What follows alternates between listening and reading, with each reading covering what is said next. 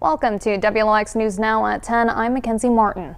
We received audio from the Mississippi Department of Marine Resources on Friday related to the Nolan Wells case. 31st of July, 23rd of July, 14th of July.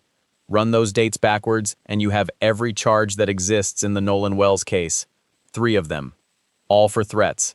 None against anybody who was on that island. The last one first. A man in Illinois, Edward James Porter, allegedly called a witness on the 31st and threatened to kill them and their family, per an affidavit reported by NBC News. Before that, a woman in Ohio, over alleged bomb threats to 2 county offices on the 23rd. Before that, a man in California, over an alleged message to a judge on the 14th. Every one of them is a stranger to this case, and every one of them is further along in the legal system than anyone who was actually there.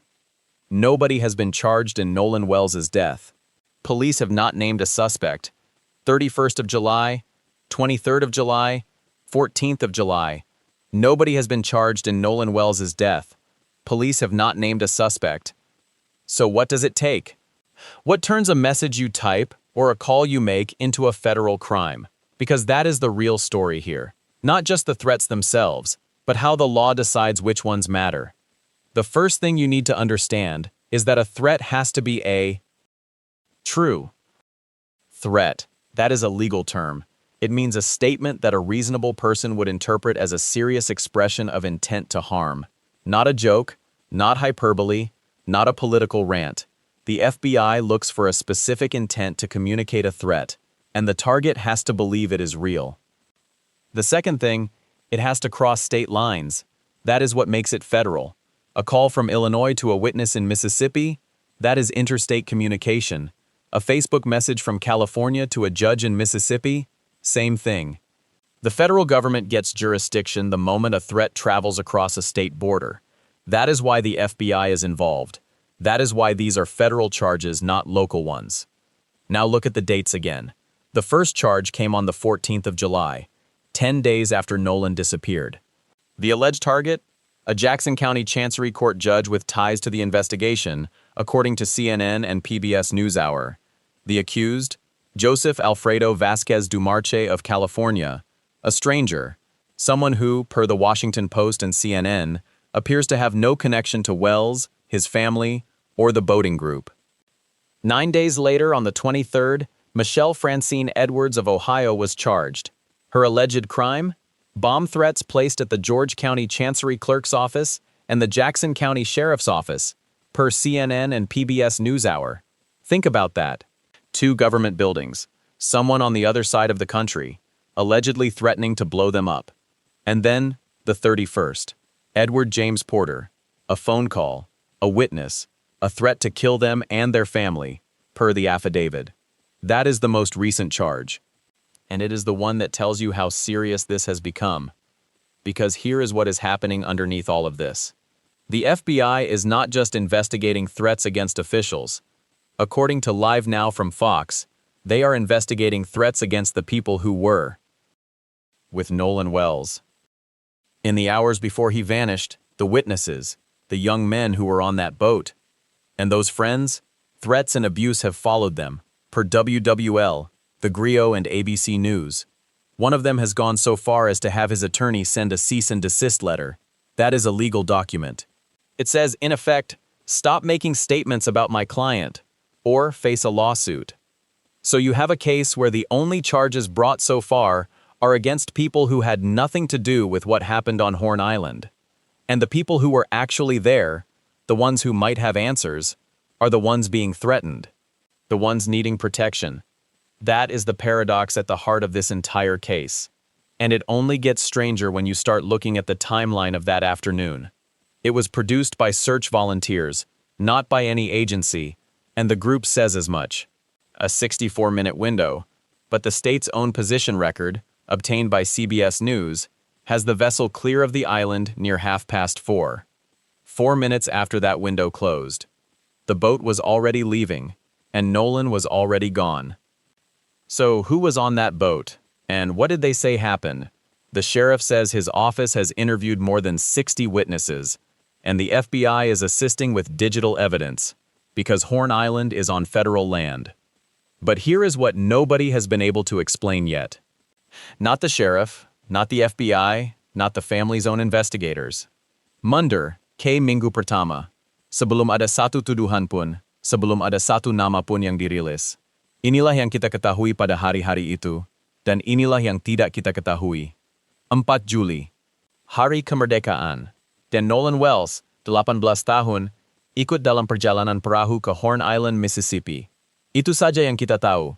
Menurut CNN dan Welks, itu adalah tanggal 4 Juli, pulau itu, perahu itu, 4 orang di dalamnya. Dan kemudian Nolan tidak terlihat lagi. Timeline-nya dimulai di sana. Menurut laporan United Cajun Navy, dokumen organisasi sukarela, bukan temuan resmi, per TMZ, penampakan terakhirnya yang terverifikasi secara independen jatuh antara pukul 3.23 dan 4.27 sore itu. Jendela 64 menit.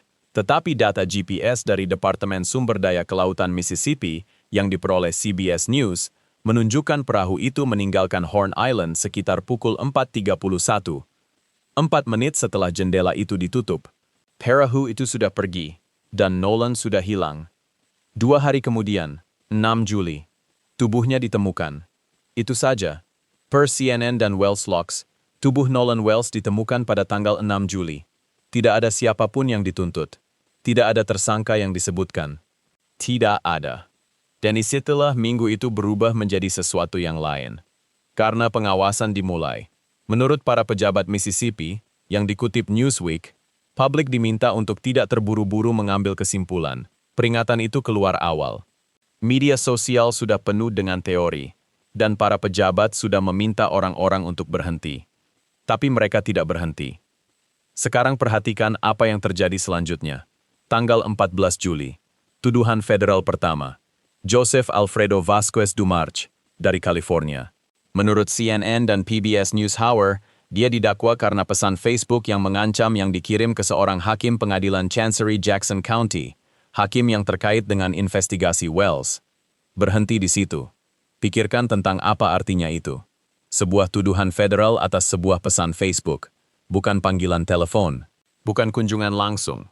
Sebuah pesan, dikirim ke seorang hakim, dan FBI menganggapnya cukup serius untuk membawa tuduhan. Pertanyaannya adalah, mengapa? Apa yang membuat sebuah pesan menjadi kejahatan federal? Inilah bagian yang tidak dipikirkan orang. Ancaman bukan hanya tentang kata-kata. Ini tentang konteks. Ini tentang siapa targetnya. Ini tentang apakah target itu adalah pejabat federal atau orang yang terlibat dalam investigasi federal. Ketika FBI sedang menyelidiki sebuah kasus, dan seseorang mengirim ancaman kepada hakim yang terkait dengan kasus itu bukan sekedar pelecehan. Itu adalah gangguan terhadap proses federal. It's as the gasset. And that's was why's in here. North CNN and PBS NewsHour, Dumarch didakwa pada tanggal 14 Juli. Pesanits, Kavahakimits, dalam kasus yang sedang diselidiki FBI. Solely, inilah bagian yang membuat semuanya lebih aneh. Menurut CNN dan Washington Post, pada tanggal 6 Agustus, tidak satu pun dari 3 orang yang dituntut tampaknya mengenal Nolan Wells. Tidak keluarganya, tidak kelompok perahu itu, tidak ada hubungannya dengan investigasi. Mereka adalah orang asing. 3 orang asing dituntut, dan orang-orang yang benar-benar ada di sana, yang berada di perahu itu, mereka tidak dituntut. Mereka diwawancarai. Sheriff Jackson County, John Ledbetter, mengatakan ini pada tanggal 16 Juli, 2 hari setelah tuduhan pertama. Menurut Logs, kantornya telah mewawancarai lebih dari 60 saksi. FBI membantu dengan bukti digital, karena Horn Island berada di tanah federal, dan 3 teman yang ada di perahu itu telah diwawancarai. 60 saksi, 3 teman, 1 tubuh, dan tidak ada yang dituntut sehubungan dengan kematiannya. Menurut NOLA.com, CNN, dan NPR, kasus ini tetap dalam penyelidikan oleh Departemen Sheriff Jackson County dan FBI. Tidak ada yang dituntut sehubungan dengan kematian Nolan Wells. Tidak ada. Tapi para saksi, mereka mendapat ancaman.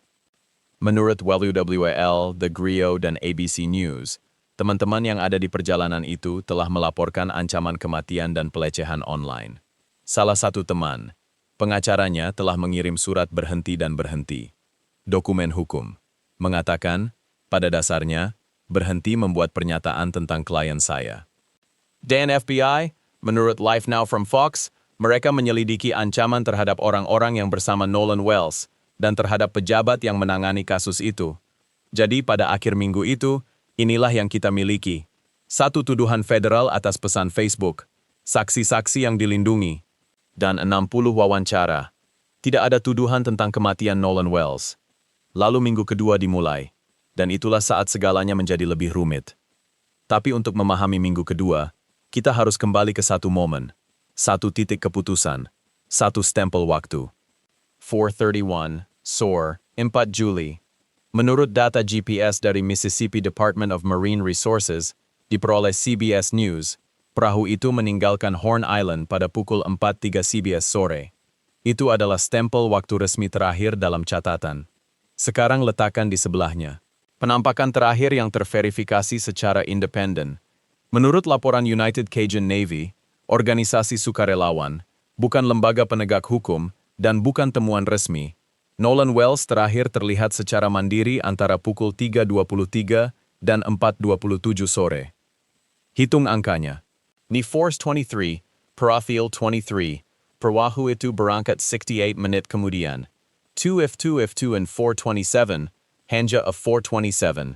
Badgaus all. Keberangkatan terjadi setelah penampakan terakhir. Inilah titik keputusan. Momen ketika perahu meninggalkan Horn Island.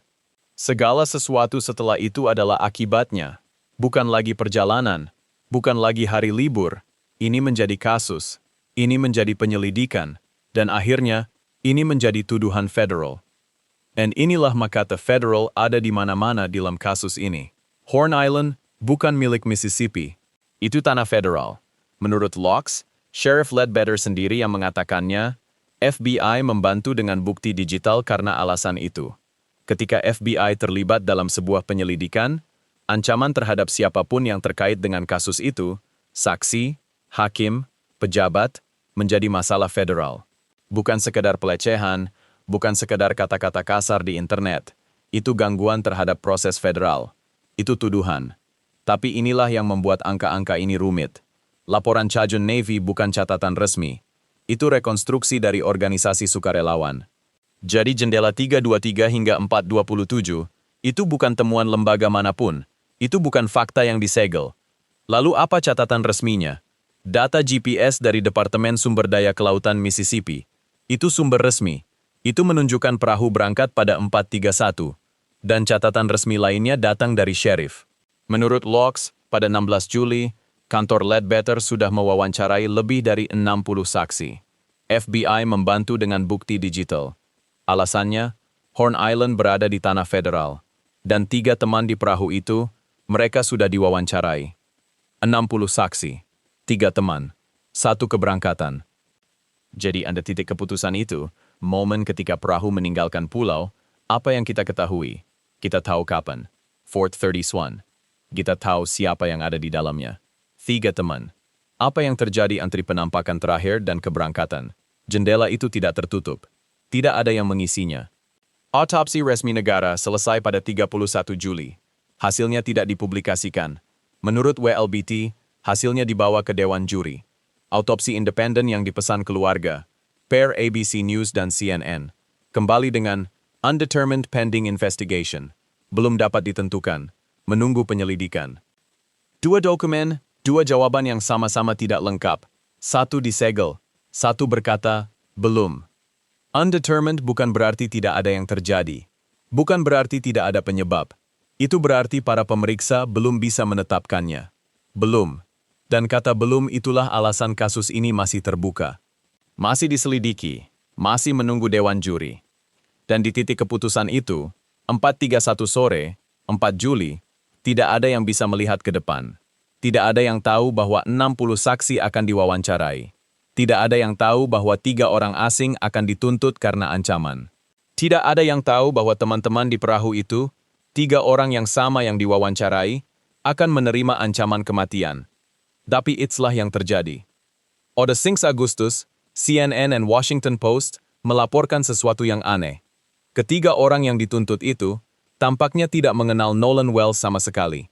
Tidak keluarganya, tidak kelompok perahu itu. Tiga orang yang dituntut tidak pernah ada di Horn Island. Tiga orang yang ada di Horn Island tidak dituntut. Dan kemudian, di minggu-minggu berikutnya, dua nama lagi muncul. Satu dari Ohio, satu dari Illinois. Tidak satu pun dari mereka pernah melihat pulau itu. Tidak pernah melihat perahu itu. Tidak pernah melihat Nolan Wells. Tapi mereka dituntut. Dan orang-orang yang ada di sana, mereka masih hanya saksi. So, mari kita tarik garis. Apa yang bisa kita ketahui saat itu, dan apa yang bisa kita ketahui sekarang. Awal Juli, kita tahu sangat sedikit. Menurut Newsweek, pejabat Mississippi meminta publik untuk tidak terburu-buru mengambil kesimpulan. Spekulasi media sosial, kata mereka, bisa menghambat penyelidikan. Itu adalah permintaan resmi, tapi spekulasi datang juga. Sebuah laporan toksikologi beredar online.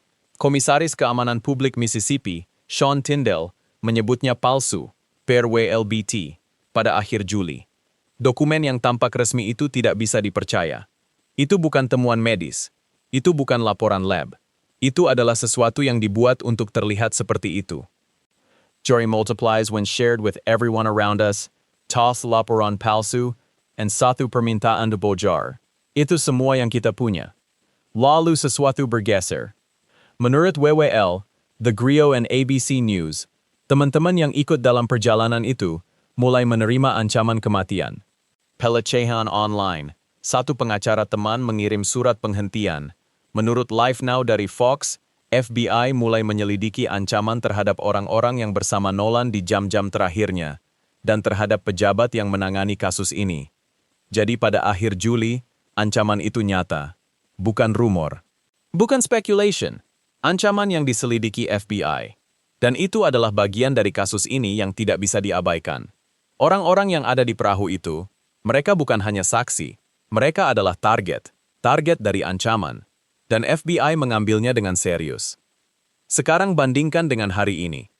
Pada 6 Agustus, CNN dan Washington Post melaporkan sesuatu yang aneh. 3 orang yang dituntut, tidak satu pun dari mereka tampaknya mengenal Nolan Wells. Tidak keluarganya, tidak kelompok perahu itu. Tidak satu pun dari mereka tampaknya menjadi bagian dari penyelidikan. Itu langsung dari laporan. 3 orang itu tidak ada di pulau. Mereka tidak ada di perahu. Mereka tidak mengenal siapapun yang ada di sana. 3 orang dituntut.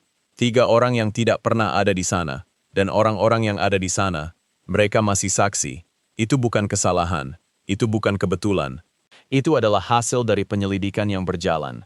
Dan itulah yang berubah dari saat itu menjadi sekarang. Saat itu, kita not know siapa yang akan dituntut. Kita not know apakah ada yang akan dituntut. Kita hanya tahu ada ancaman. Sekarang, kita non persis siapa yang dituntut. Edward James Porter, Michelle Francine Edwards, Joseph Alfredo Vasquez Dumarce, Miti St, 3 nama, 3 negara bagian, 3 tuntutan. Dan masing-masing tuntutan itu punya cerita sendiri. Menurut CNN dan PBS NewsHour, Joseph Alfredo Vasquez Dumarce dituntut pada 14 Juli. Tuduhannya, sebuah pesan Facebook yang mengancam seorang hakim di pengadilan Chancery Jackson County, seorang hakim yang memiliki kaitan dengan penyelidikan Wells. Pesan itu bukan lelucon, pesan itu bukan kritik, itu adalah ancaman. Dan menurut affidavit, itu dikirim. Lalu Michelle Francine Edwards. Menurut CNN dan PBS NewsHour, dia dituntut atas dugaan ancaman bom. 2 tempat yang ditargetkan, kantor Panitera George County dan kantor Sheriff Jackson County. Tanggalnya, 23 Juli. Ancaman bom di gedung pengadilan dan kantor sheriff. Itu bukan sekadar kata-kata. Itu adalah tindakan yang mengganggu pemerintahan. Itu adalah ancaman terhadap infrastruktur hukum. Dan yang ketiga, Edward James Porter. Menurut NBC News dan CNN, berdasarkan affidavit, dia diduga memanggil seorang saksi pada 31 Juli. Ancaman itu spesifik, membunuh saksi itu dan keluarganya. Bukan ancaman samar, bukan komentar online. Itu adalah panggilan telepon langsung kepada seseorang yang terlibat dalam kasus ini. Dan itu terjadi setelah kasus ini menjadi berita nasional. Apa yang membuat ancaman-ancaman ini menjadi tuntutan federal? Menurut Live Now dari Fox, FBI menyelidiki ancaman terhadap orang-orang yang bersama Nolan dan terhadap pejabat yang menangani kasus ini. Ketika ancaman menyentuh saksi, hakim, atau pejabat yang terlibat dalam penyelidikan federal, itu menjadi kejahatan federal. Bukan karena kata-katanya kasar, bukan karena isinya menakutkan, tapi karena targetnya adalah proses hukum itu sendiri. Mengancam saksi untuk menghentikan kesaksian, mengancam hakim untuk mempengaruhi keputusan, mengancam bom untuk melumpuhkan pengadilan. Itu semua adalah serangan terhadap sistem. Dan itulah perbedaan antara saat itu dan sekarang. Saat itu, kita melihat ancaman sebagai bagian dari drama. Sekarang, kita melihatnya sebagai kejahatan yang dituntut. Saat itu, kita tidak tahu siapa di balik ancaman itu. Sekarang, kita punya 3 nama. Tapi ada satu hal yang belum berubah. Orang-orang yang ada di perahu itu. 3 teman yang diwawancarai Sheriff. Menurut Vox, pada 16 Juli, Sheriff John Ledbetter mengatakan kantornya telah mewawancarai lebih dari 60 saksi. 3 teman itu di antaranya. 60 saksi. 3 teman. Dan tidak satu pun dari mereka dituntut. Tidak satu pun dari mereka dituduh melakukan kejahatan. Mereka tetap saksi.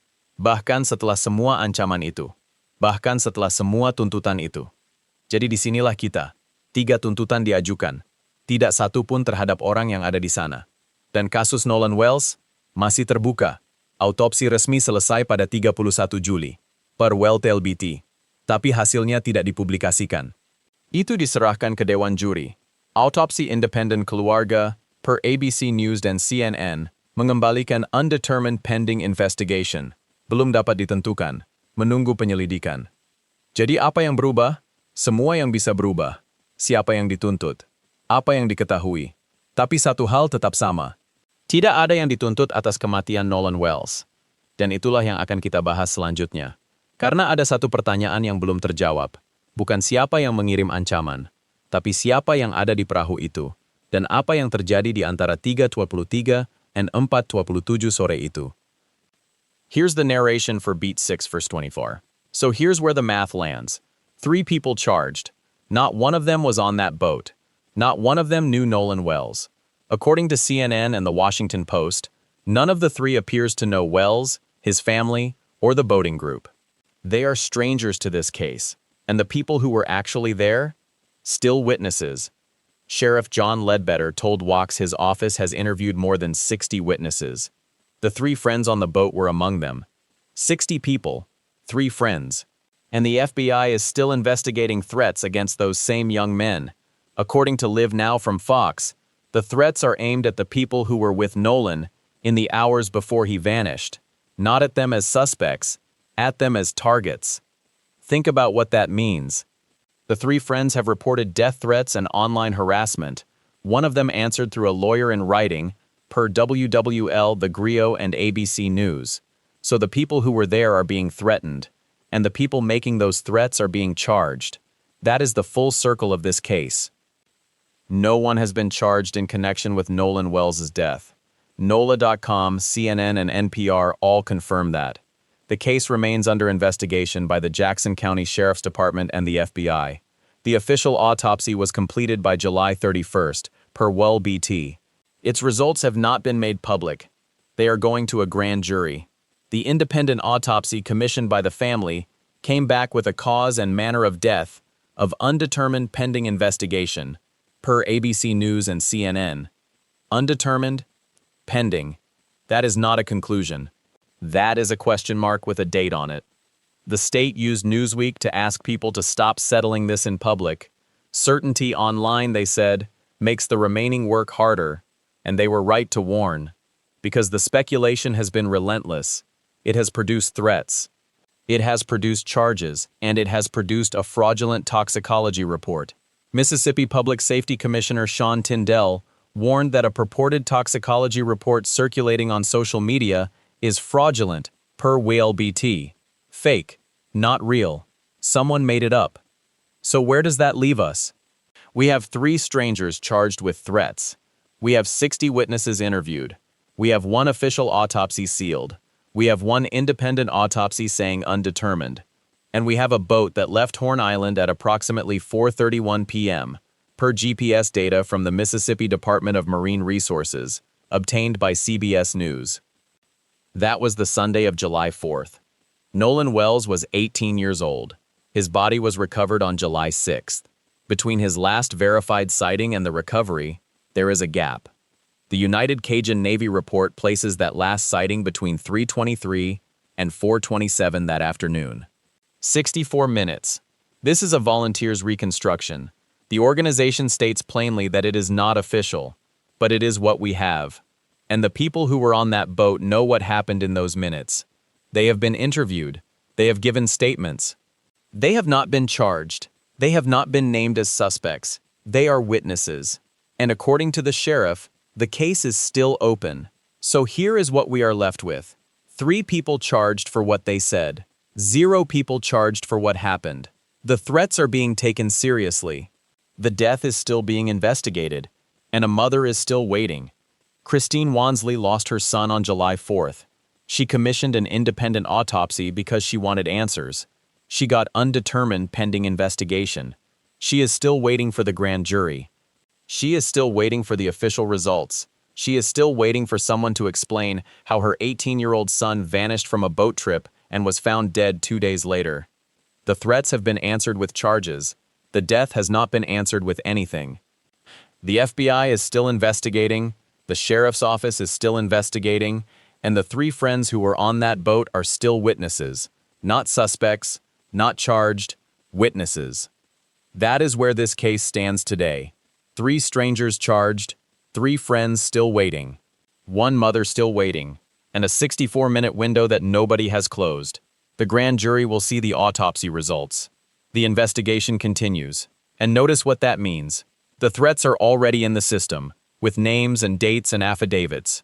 What happened on the water is not. One of those things produced paperwork within weeks. The other has produced a sealed autopsy and a grand jury with no announced date. That is not evidence of anything. It is just the shape of the record as it stands, and it is worth seeing clearly before anybody tells you otherwise.